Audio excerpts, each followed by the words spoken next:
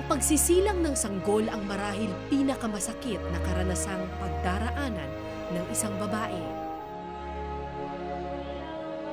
Ngunit ito rin ang pinakamaganda at pinakamaligaya.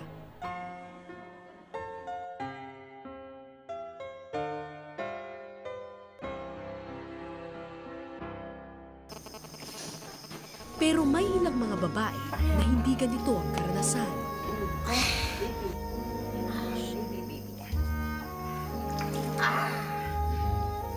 Yan ang bata.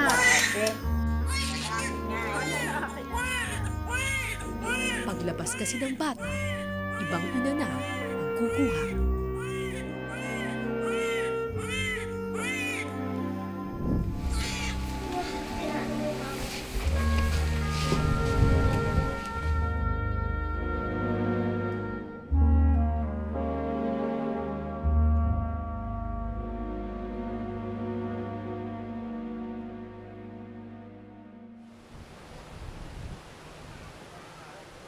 Kabuanan ni Risa nang makilala ko siya. Sa edad na 33, buntis si Risa sa ika-6 na niyang anak. Ay naku, kung mag-asawa yan, bata pa. Siguro mga 15 medya, kaya 16, kaya magsi-16. Noon, hindi ko balak magbuntis. Dahil, siyempre 5 na aking anak eh. Parang naano lang. Parang na-disgrasya lang.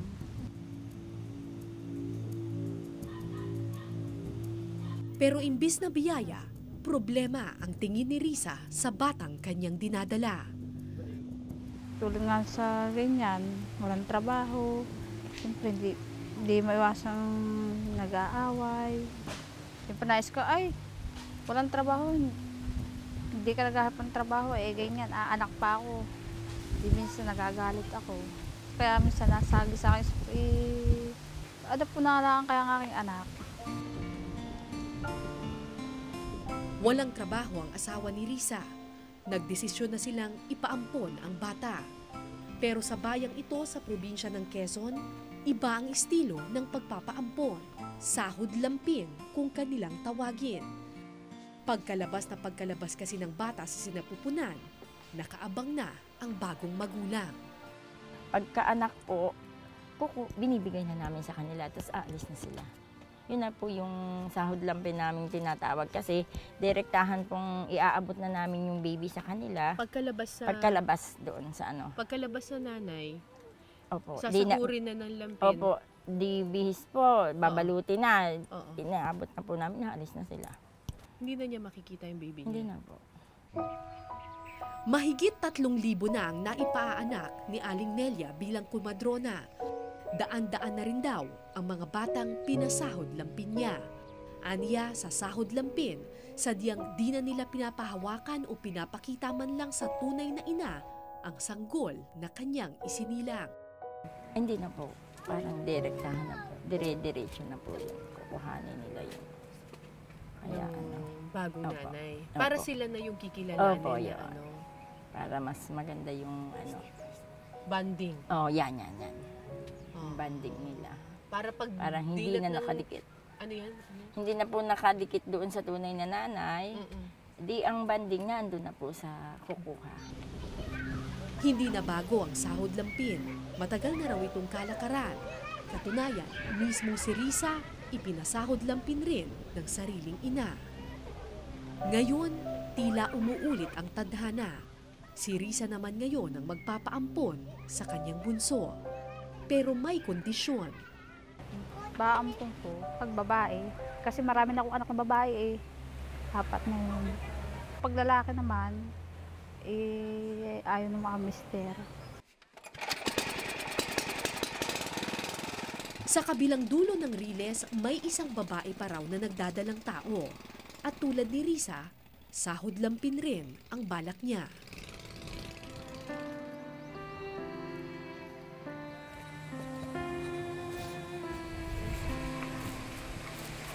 Magandang araw po.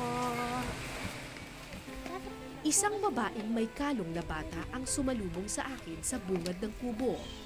Pero hindi pala siya ang nagdadalang tao, kundi ang bata sa kanyang tabi. Ilang months ka ng buntis? Kayong nanay. Sa murang edad na 16, buntis na si Jenny Lynn. Grade 1 lang ang tinapos ng bata. Nang magdalaga, ipinagkasundo siya ng ina sa isang lalaking lubhang mas matanda sa kanya. Nagpunta po siya dito. Sinabi po sa nanay ko na pamumulong na daw po kami. Gusto mo ba yung lalaki? Hindi rin. Anong reaction mo nung sinabi ipapamulong ka doon? Wala. Hindi na ho ako nakaimik nun. Kasi po sila na po nag-usap, yung nanay ko po. Pumayag ka na lang. Mayag na lang po ako sa desisyon nila. Pero inabuso lang ng lalaki si Jenny Lynn, binuntis at iniwanan. November 3. Naririnig? Parinig? Mahinang-mahina? Pero hindi po ba high risk ang pregnancy kapag mga 16 years Eh old? di, ma'am, ganun. May posibilidad pong gayon. Pero sa size naman ng tiyan niya, ay katamtaman lang ang laki ng baby. Oo, kasya pa siya. Malusog daw ang bata. Ang problema, wala naman silang pambayad sa kumadrona. 1,500 pesos ang singil ni Aling Nelia. Kaya labag man sa kalooban ni Jenny Lynn, ang sanggol na kanyang dinadala, ipapasahod lampin. Malay natin kabuwanan na. Mamaya-maya yung mga anak po, saan po ako kukuha ng pambayad ng midwife, pambayad ng sa school na hospital po, mga gamit tayo wala. Ano po ba yung...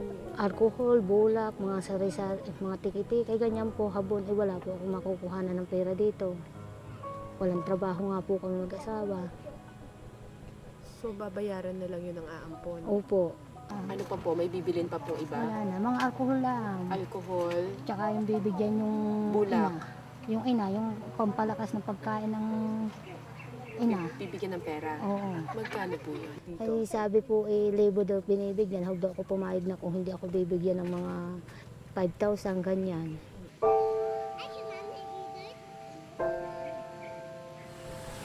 Hindi mo ba kinausap yung nanay mo? Kinausap ko din po, sabi ko po, kung pwede po, hindi na nyo ipampon yung bata kasi po kakaawa naman po. Sabi wala magagawa anak kasi ganun na ang buhay natin. Ako nagtitinda lang ng gulay, sapat na kinakain natin. Nagtitinda lang ako ng gulay. Kaya po sabi, ipampon daw po muna yung bata.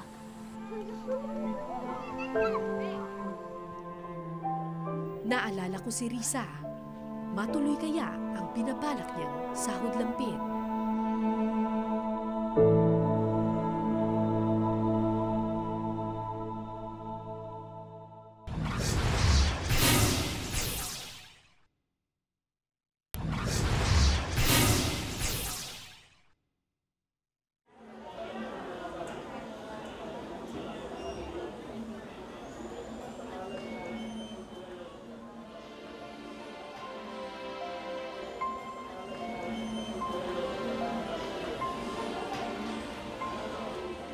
Iligal ang pagpapaampon ng bata sa estilo ng sahod lampin. Lahat ng adoption dapat dumadaan sa DSWD. Dapat confidential para na rin sa seguridad ng dalawang panig.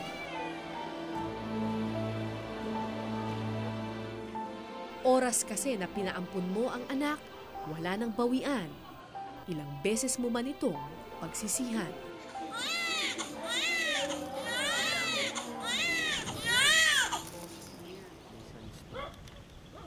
Hindi malilimutan ni Salome ang araw na nawalay sa kanya ang bunsong anak.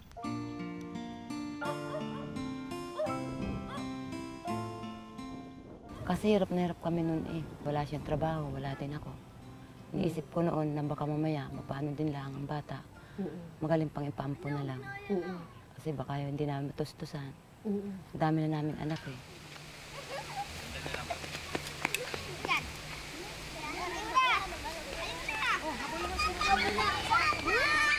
Ang negosyanteng si Divina ang pumayag na mag-ampon sa anak ni Salome.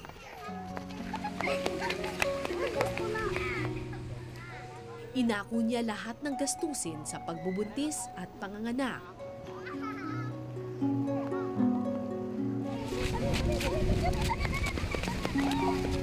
Pero nang malapit ng manganak si Salome, nagbago siya ng isip at nagdesisyong hindi na ituloy ang pagpapaampon.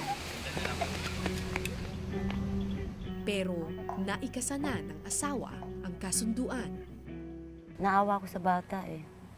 Kasi siyempre, wala naman ako'y ina. Gusto ko yung nasa tabi ko ang aking anak. Nakatulog ako eh. Oo, Hindi ko alam na dumating pala sila sa bahay. Oo. Nung magising ako, wala na yung bata. Kinuha nila, hinabol ko doon sa yung mga kumari ko. Inaawa sa akin at ako ngayon nag-iiyak na. Sinubukan ni Salome na kausapin ang mga nag-ampon sa bata. Pero nakapagbayad na ang mga ito at naiparehistro na ang sanggol. Itinuturing na nilang sariling anak ang bata. Kinakailangan ako'y mamatay. Dumaan sila sa bangkay ko. Bago sila ibigay. Hindi lang ako yung nagdala. Pero at umere, kumbaga. Hindi ako yung nagluwal sa kanila. Pero yung pagiging ina sa mga bata, walang pinag-iba sa tunay kong mga anak. 10 taon na ang lumipas mula ng araw na iyon. Pero hanggang ngayon, nagsisisi pa rin si Salome. Araw-araw, dumadaan siya sa riles ng tren. Sinisilip ang anak at ang kinikilala nitong bagong ina. Tinitingnan ko po siya kung okay siya. Minsan binibigyan ko siya ng baon. Paano niyo binibigyan ng baon? Ibinibigay ko dun sa kapitbahay nila. Minsan ang bibigyan ko 100. So pag nakikita niyo po ngayon, ano pong nararamdaman ninyo? Nararamdaman kong anak ko siya, yung parang lukso ng dugo. Gusto ko siya yakapin. Gusto kong sabihin sa kanya na mahal ko siya. Paminsan-minsan, naglalakas loob siyang lapitan ng bata. Pero ilag na ito sa kanya, iba na ang kinikilalang ina. Nasasaktan ako nung tawagin niya akong tita. Gusto kong sabihin sa kanya, hindi niya ako tita. Ako ang kanyang mama. Pero hindi naman pwede. Hindi naman pwede kasi nandun naman na may kinikilala siyang magulang na ngayon. Titiis na lang po. Balang araw, iniisip ko din, baka isang araw, malaman niyang kahit ako'y siya, pinaampong ko siya, naipadama ko sa kanya, mahal ko pa rin siya. At sa palagay niyo, kung kumpara po dun sa nanay na nagbuntis, kumpara po sa inyo na nag-alaga, sa tingin niyo, sino ang mas dapat tawaging ina? Para sa akin, ako, Kasi, kung 9 months nilang dinala sa kanilang katawan, yung baby, ako kasi yung pumapil bilang ina sa kanila. at ilang taon yung At inalaga? ilang taon ko silang isang inilagaan. Kahit itong aking... Habang pinakinggan ko ang damdamin ng dalawang ina, naisip ko si Risa. Handa na nga ba siyang maramdaman ang ganitong sakit?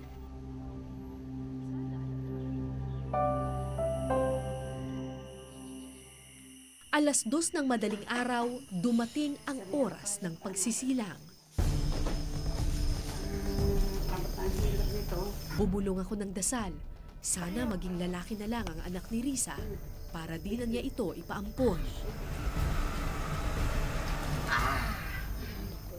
Ayun ang bata. Makalipas ang ilang sandali, Lalaki nga.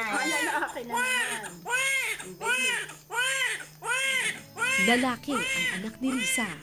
At base sa desisyon ng mag-asawa noon, kapag lalaki, hindi nila ipapaampon. Nakahinga ako ng maluwag at nagpasalamat.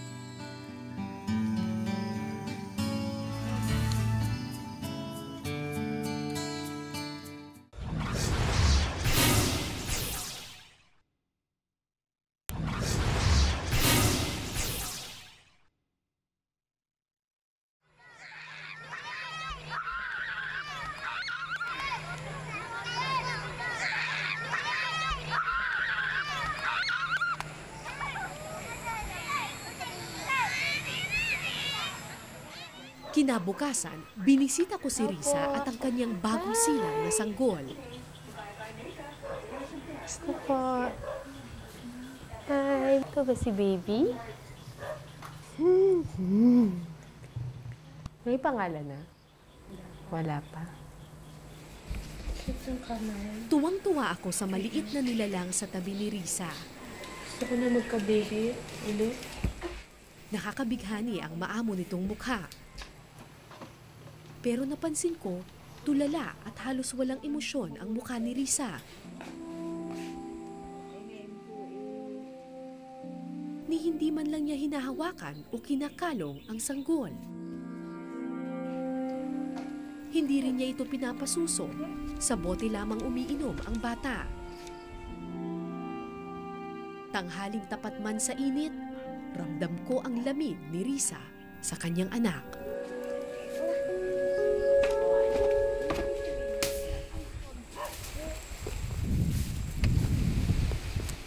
Pagdating ng hapon, dumating si Aling Nelia, ang kumadrona. Kamusta baby mo? Ganda naman ang indam yan. Ito ang unang pagpapaligo sa anak ni Risa.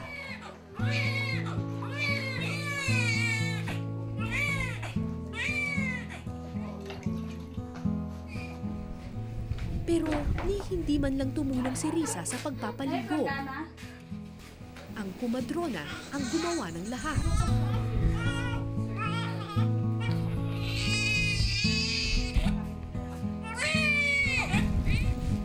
At kahit ilang ulit mang tumangis ang sanggol, hindi ko nakitang nag-aruga ang tunay nitong ina. Hindi ko lubos maintindihan bakit tila ayaw hawakan ni Risa ang sarili niyang anak. Nakita ko lang ulit si Risa nang oras na para sulatan ng birth certificate. Ang kumadrona na ang nag-fill up nito at nagsasubmit sa munisipyo. March ano nga yan? 9. March 9. Kumbaga wala talaga silang anak. Wala. Di lalabas na first baby. Ano nga ang oras yun? 2:30? Parang 3 a.m. Anong pangalan nung ano? Paulo. Ay hindi, nung kapatid mo, yung babae. Edita. Edita? Sino sina Paulo at Edita? Noong dalaga. Nagtaka ako. Bakit ibang pangalan ang sinulat sa birth certificate ng bata? Bakit hindi pangalan ni Risa ang inilagay bilang ina?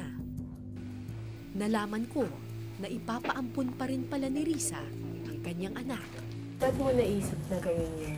Dahil sa kakakulangan sa wala akong hanap buhay, naisip ko na lang doon ko na lang ibigay. Anong kapalit? Wala naman ho. Ayoko naman sabi siya, mapag-aral doon kay mga anak, di tutulong-tulungan daw. Nung ba bigyan-bigyan ho ng mga baon. Ang alin? Nung kay mga anak, may napasok pa ho ako Sa orihinal na plano ng mag-asawa, kapag lalaki ang bata, hindi raw nila ipapaampon. Pero sa hirap daw ng buhay ngayon at sa pangakong tulong at pera na makukuha nila mula sa mag-aampon, bumigay din ang mag-asawa. Naisip ko sa panahon ngayon, di practical na lang ho ang buhay. Kaya naisipan ko na lang ibibigay ko na lang ho yun doon. Kahit masakit sa aking kalooban. Habang pinag-uusapan ni Risa at ng kumadrona ang birth certificate, inosenteng nakatingin sa ina ang anak ni Risa. Walang kamuwang-muwang, pinagdedesisyonan na pala ang kanyang kapalaran.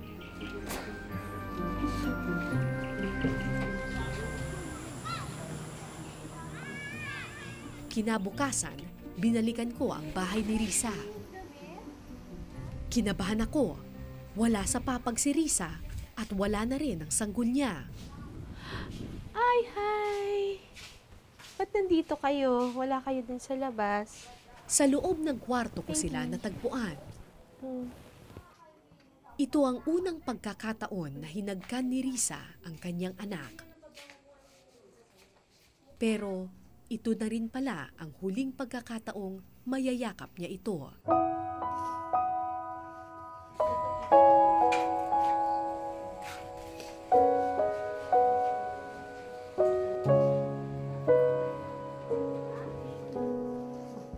Ilang sandali lang, pumasok sa kwarto ang isang babae. Oras na para kunin ang bata.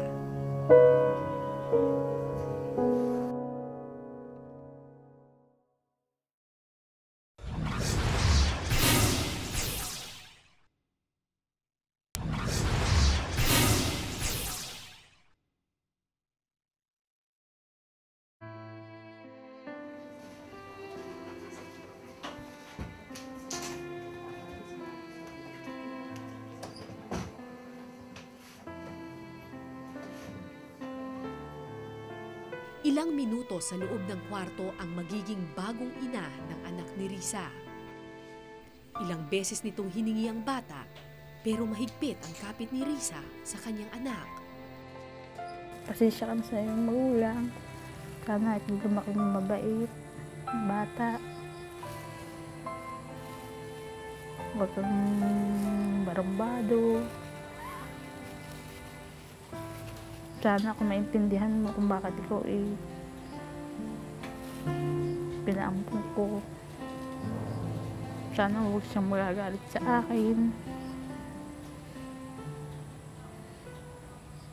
Sana ako magpatawad niya. Makalipas ang ilang sandali, sumuko na rin si Risa at ibinigay ang bunsong anak sa bago nitong ina.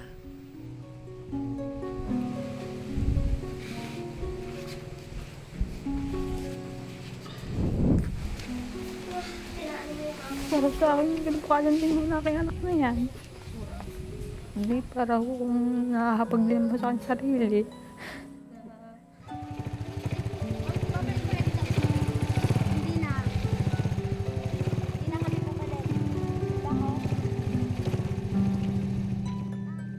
Masakit man sa kalooban, walang nagawa si Risa kundi ang magdasal na lang. Magdasal na sana alagaan nila't mahalin ang kanyang anak.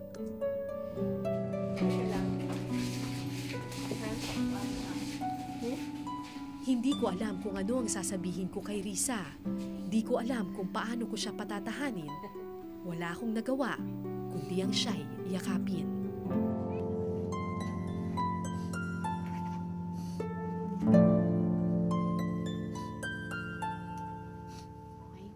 Ang pagsisilang ng sanggol ang marahil pinakamaganda at pinakamaligayang parte sa buhay ng isang ina.